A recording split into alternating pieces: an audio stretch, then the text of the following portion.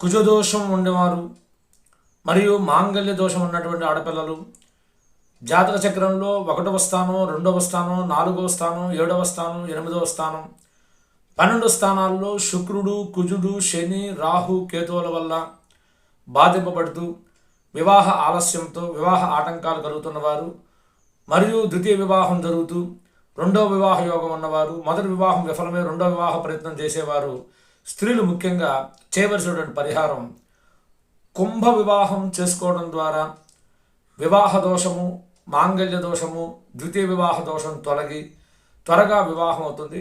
కుంభ వివాహం అనగా కొండకిచ్చి అమ్మాయిని వివాహం చేయాలి. ఆ వివాహం కనుక కొండతో కనుక వివాహం జరిపితే స్త్రీకి వారికి ఉన్న దోషం తొలగి అనుకూలమైన వరుడు లభించి త్వరగా వివాహం అవుతుంది. దాంపత్య జీవితం సుఖంగా ఉంటుంది. పూర్తి వివరాల కోసం మా యొక్క ఛానల్లో కుంభ వివాహం వీడియో అనేది చూడగలరు.